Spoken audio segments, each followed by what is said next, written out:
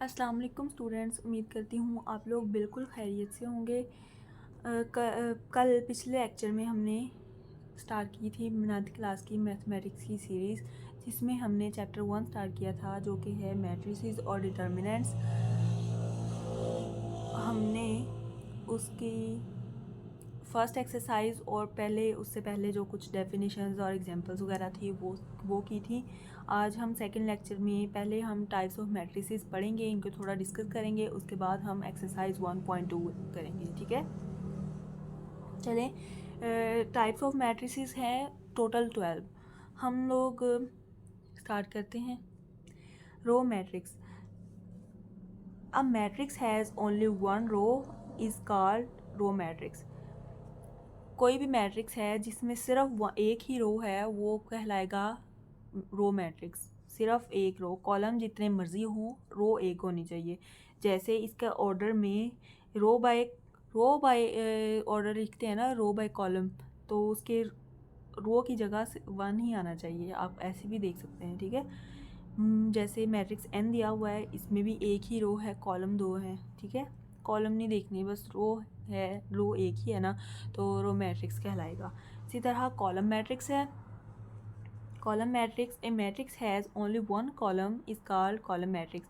जिस तरह row matrix में एक रो है तो वो रो मैट्रिक्स कहलाएगा।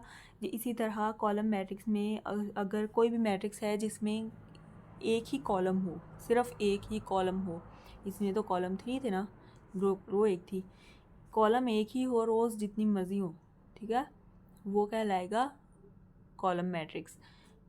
एम मैट्रिक्स में देख लें, एक ही रो है तो वो कॉलम मैट्रिक्स। अगर इसका हम ऑर्डर देखें तो ऑर्डर फर्स्ट वाले का देखें तो 2 रोज़ हैं और कॉलम एक ही है, कॉलम की जगह 1 ही होना चाहिए। नेक्स्ट है rectangular matrix. A matrix M is called rectangular matrix if the number of rows of M is not equal to the number of columns of M. कोई मैट्रिक्स है M, कोई भी मैट्रिक्स है M, उसकी number of रोज़ कितनी रो है, number of रोज़ और कितने कॉलम्स हैं, नंबर ऑफ कॉलम्स, वो इक्वल नहीं होने चाहिए। Number of rows is not equal to number of columns. ठीक है, जैसे मैट्रिक्स ए में है 1 रो 2 3 रोज़ हैं, 1 2 2 कॉलम्स हैं, तो ये रेक्टेंगुलर मैट्रिक्स होगा। इसी तरह मैट्रिक्स बी है, इसमें 2 कॉलम्स हैं और 3 कॉलम्स हैं और 2 रोज़ हैं। इस सी मैट्रिक्स में 1 रो है और 3 कॉलम्स हैं। डी मैट्रिक्स में 3 रोज़ हैं और 1 कॉलम है। इसीलिए ये सारे क्या होंगे, रेक्टेंगुलर मैट्रिसेस हैं। एक चीज़ देखिए आपने, ये देखें, इसमें रो एक है और कॉलम जितने मर्जी हैं, ये रो मैट्रिक्स होगा, ये कॉलम मैट्रिक्स भी होगा। तो रो मैट्रिक्स और कॉलम मैट्रिक्स जो हैं वो भी रेक्टेंगुलर मैट्रिसेस होते हैं। ठीक है, स्क्वायर मैट्रिक्स, जिस तरह हमने रेक्टेंगुलर मैट्रिक्स में देखा उसकी रोज़ और कॉलम्स सेम नहीं होती, वैसे भी हम अगर रेक्टेंगल देखें तो उसमें साइड्स जो हैं वो चारों सेम नहीं होती। ठीक है, ऐसी है ना, हॉरिजॉन्टल वाली साइड्स जो हैं वो वर्टिकल वाली साइड्स सेम नहीं होती।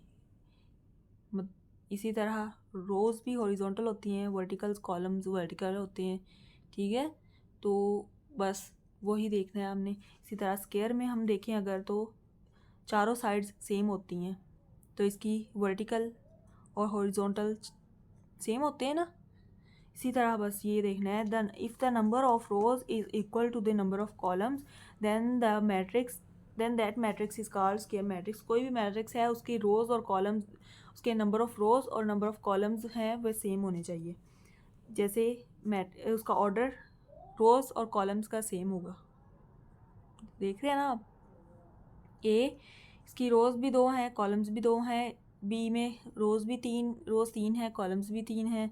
सी में रो भी 1 है, कॉलम भी 1 है, तो ये स्क्वायर मैट्रिक्स होगा। नल मैट्रिक्स और ज़ीरो मैट्रिक्स भी कहते हैं इसको। If each entry of matrix is zero then the matrix is called null और ज़ीरो मैट्रिक्स।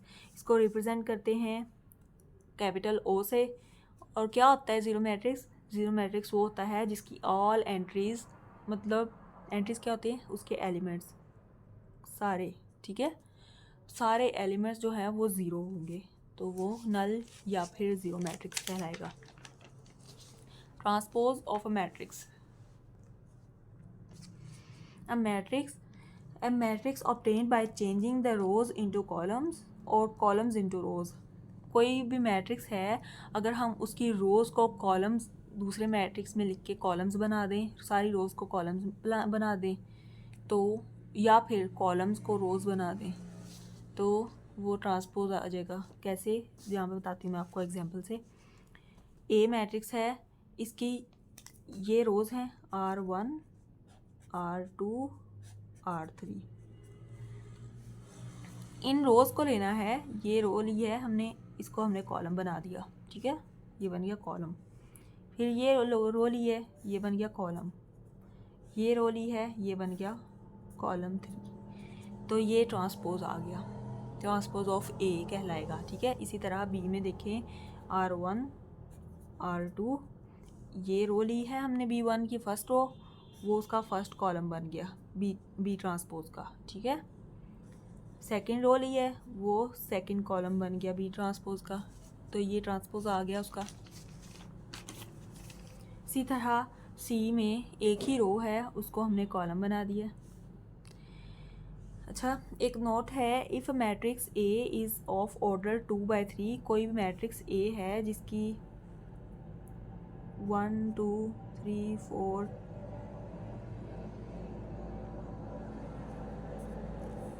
ये मैट्रिक्स है, उन्होंने कहा है कि जिसकी रोज़ 2 हैं और कॉलम्स 3 हैं, ठीक है।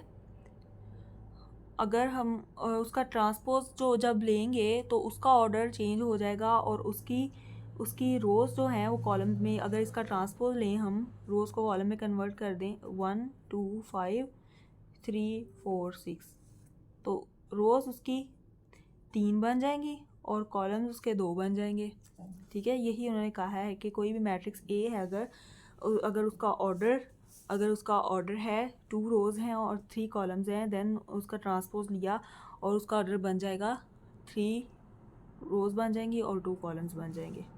Negative of a matrix, let A be a matrix, then its negative minus a is obtained by changing the sign of all the entries of a।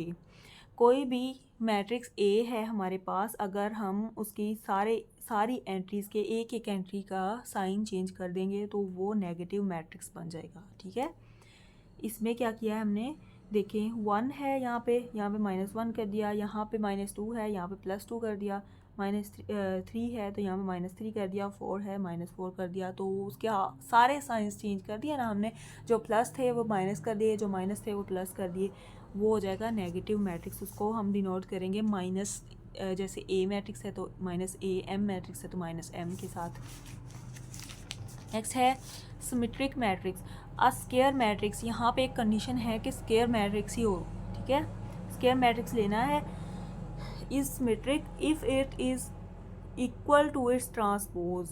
अगर कोई हमारे पास हम स्क्वायर मैट्रिक्स है, वो सिमेट्रिक मैट्रिक्स तब होगा जब उसका ट्रांसपोज लें और वो भी अपने ओरिजिनल मैट्रिक्स के इक्वल आ जाए, ठीक है। जैसे ए का ट्रांसपोज लिया, वो फिर ए के इक्वली आ गया। एग्जाम्पल एम है मैट्रिक्स, कोई भी स्क्वायर मैट्रिक्स, ठीक है, उसका हमने ट्रांसपोज लिया, रोज़ को हमने कॉलम्स में कन्वर्ट कर दिया, ट्रांसपोज आ गया, लेकिन इसको गौर से देखें तो वो बिल्कुल एम के इक्वल है, ठीक है। तो एम टी मतलब transpose of M is equal to M आ गया, तो ये होगा सिमेट्रिक मैट्रिक्स। एक एग्जांपल और देखते हैं, जैसे एक स्क्वायर मैट्रिक्स है हमारे पास ए, उसकी हमने रोज़ को कॉलम्स में कन्वर्ट किया, हमने उसका ट्रांसपोज लिया, लेकिन वो ए के इक्वल नहीं आया, तो ये सिमेट्रिक मैट्रिक्स नहीं होगा, ठीक है। इसी तरह है हमारे पास क्यू सिमेट्रिक मैट्रिक्स। कोई भी स्क्वायर मैट्रिक्स है, जैसे हमें सिमेट्रिक मैट्रिक्स में लिया, स्क्वायर मैट्रिक्स ही लेना है, लेकिन इसमें क्यू सिमेट्रिक में उस स्क्वायर मैट्रिक्स का हमने ट्रांसपोज लिया तो वो नेगेटिव ऑफ अ मैट्रिक्स के जैसे एग्जांपल देखते हैं कि ए मैट्रिक्स है, उसकी हमने ट्रांसपोज लिया, मतलब रोज़ को कॉलम्स में कन्वर्ट कर लिया, मैंने लाइंस लगा दी हैं पहले। तो अगर देखें हम कि उसकी गौर से देखें तो इसमें जिसमें नेगेटिव साइन था वो पॉजिटिव में कन्वर्ट हो गया, जो जिस एंट्री में पॉजिटिव साइन था वो नेगेटिव में कन्वर्ट हो गई। सही है। तो ये कौन सा मैट्रिक्स बन गया?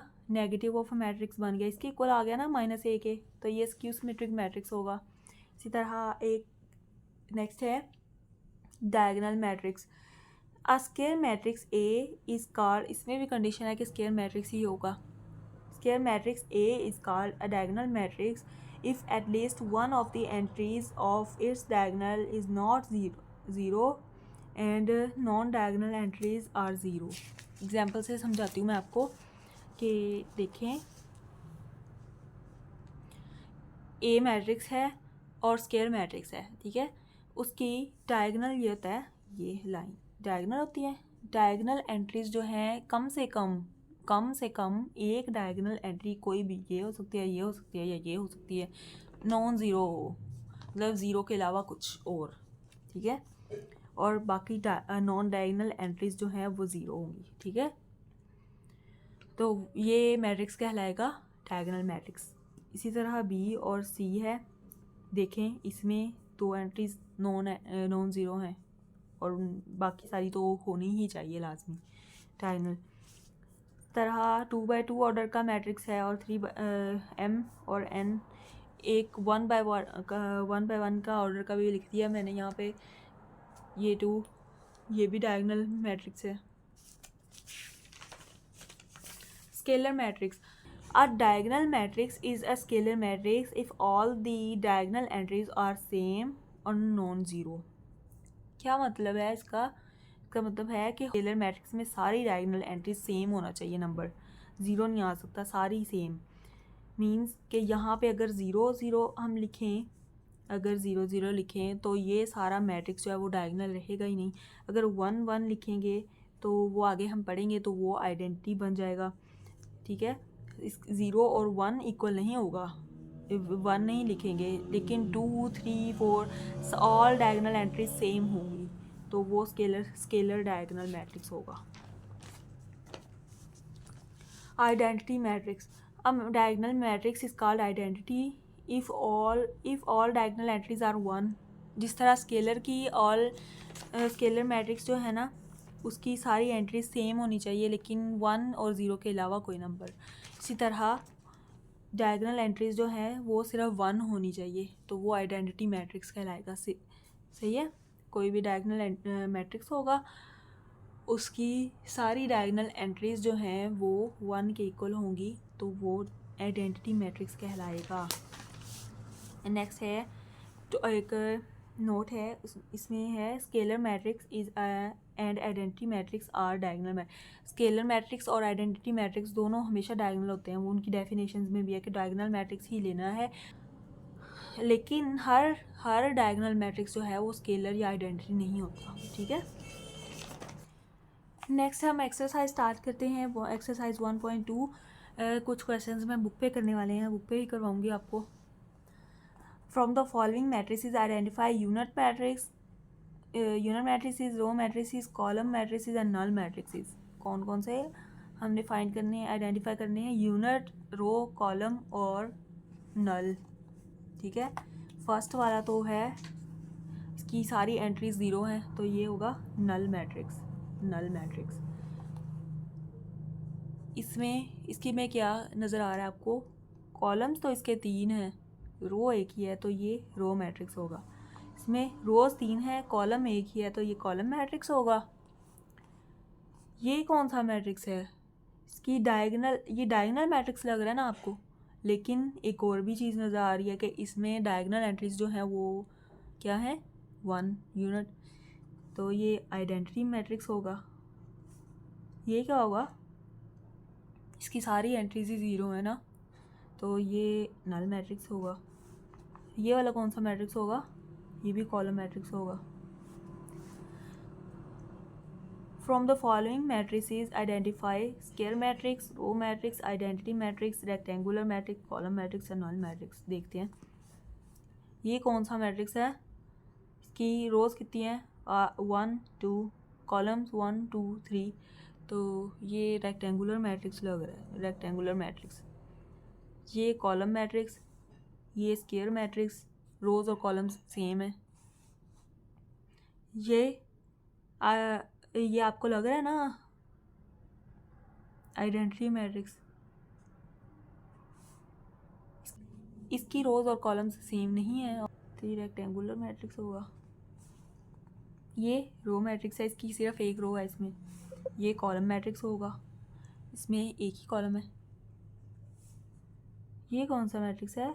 ये स्क्वायर, इसकी रोज़ और कॉलम सेम है। ये null matrix. From the following matrices identify diagonal scalar unit matrices. कौन कौन से? आइडेंटिफाई डायगोनल स्केलर और यूनिट। ये वाला डायगोनल मैट्रिक्स है, लेकिन देखें, गौर से देखें, इसकी डायगोनल एंट्रीज जो हैं वो सेम है, तो ये स्केलर मैट्रिक्स होगा। ये डायगोनल मैट्रिक्स, आइडेंटिटी मैट्रिक्स या यूनिट मैट्रिक्स कह लें इसको। ये कौन सा मैट्रिक्स है? ये भी डायगोनल होगा, कम से कम एक एंट्री तो डायगोनल में इसकी नॉन है ना, नॉन ज़ीरो। -3 = 2 प्लस =2। तो ये कौन सा होगा? ये भी स्केलर होगा, डायगोनल में इसकी दोनों एंट्रीज जो हैं वो सेम है। नेक्स्ट क्वेश्चन नंबर 4 है, वो जो मैंने लिख दिया है, find negative of matrices ABCD and E। ए का क्या होगा नेगेटिव? इधर ही लिख देती हूँ, माइनस से क्या आएगा? सारी एंट्रीज के साइंस चेंज कर देने हैं। -1 आ जाएगा, 0 के साथ वही साइन रहता है, यहाँ पे 1। नेक्स्ट है B।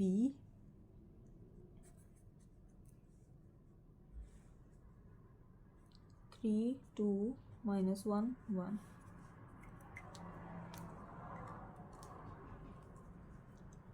B नेगेटिव कैसे आएगा? सारी साइंस चेंज कर देने हैं।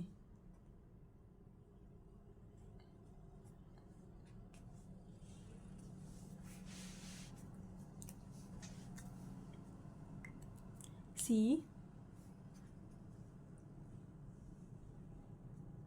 2 3 6 2 -C -2 -3 -6 -2। D -3 -4 2 5। E भी लिख देती हूँ पहले, 1 2 -5 3 -D नेगेटिव मैट्रिक्स। डिनोट ऐसे करते हैं कि उसके साथ माइनस आ जाता है, ठीक है। -3 वहाँ पे तो 3 हो जाएगा, -2 हो जाएगा, 4 -5 -E 1 साथ माइनस का साइन आ जाएगा, यहाँ पे प्लस का है, -2 5 -3। ओके, नेक्स्ट क्वेश्चन है, find the transpose of each of the following matrices. Question 5 है, लिख देती हूँ, फाइंड द ट्रांसपोज। ए है मैट्रिक्स ए, उसका ट्रांसपोज लिख करना है हमने, फाइंड 0 1 -2। डिनोट कैसे करते हैं? ए के ऊपर छोटा सा कॉलम मैट्रिक्स है, इसको रो मैट्रिक्स बना देते हैं, 0 1 -2। नेक्स्ट है B 1 -6। ये कॉलम रो मैट्रिक्स है, रो मैट्रिक्स का ट्रांसपोज क्या होता है? ये कॉलम मैट्रिक्स बन जाएगा। एक ही रो है ना, तो वो रो कॉलम में कन्वर्ट होगी, तो उसका ट्रांसपोज आ गया। नेक्स्ट है सी 1 2 3 2 -1 0। सी का ट्रांसपोज कैसे आएगा? रोज को कॉलम्स में चेंज कर देते हैं 1 2 1 2 2 -1 3 0।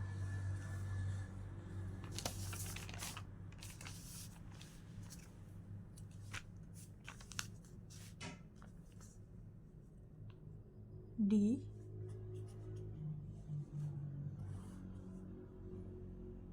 2 0 3 5। इसका ट्रांसपोज डी का कैसे आएगा? रोज को कॉलम्स में कन्वर्ट करते हैं 2 3 0 5।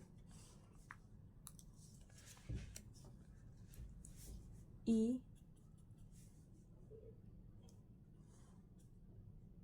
2 -4 3 5।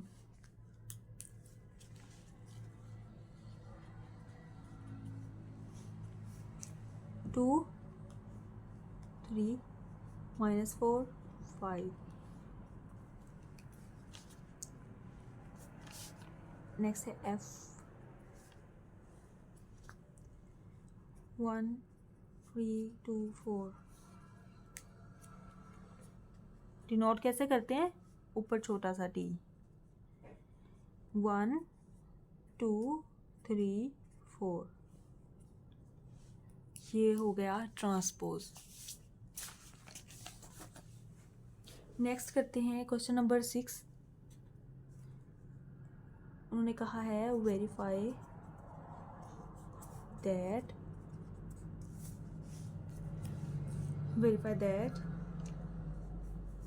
if a equals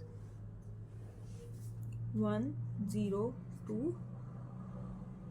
1 and b equals 1 1 2 0, then उन्होंने दो मैट्रिसेस दिए हैं और उन्होंने कहा है ये वेरीफाई करें कि ए का ट्रांसपोज फिर उसका ट्रांसपोज इक्वल टू ए है। पहले क्या है? ए है, ए मैट्रिक्स है, ए मैट्रिक्स 1 0 2 1। उसका ट्रांसपोज लेना है, ए ट्रांसपोज इतना सॉल्व करना है, अंदर वाला ब्रैकेट के अंदर वाली चीज़ सॉल्व करनी है। पहले उसका ट्रांसपोज क्या आएगा? 1 2 0 1। इतना तो सॉल्व हो गया। अगर फिर उसका ट्रांसपोज लेना है, फिर से उसका ट्रांसपोज लेना है 1 0 2 1। तो ये ए के इक्वल आ गया, ए के इक्वल आ गया ना। पहले हमने ब्रैकेट के अंदर वाली चीज़ सॉल्व की है, ए का ट्रांसपोज लिया है, उसके बाद फिर उसका ट्रांसपोज ले लिया, ठीक है। तो वो आ जाएगा ए के इक्वल। वेरीफाइड ए ट्रांसपोज और उसका ट्रांसपोज इक्वल टू ए।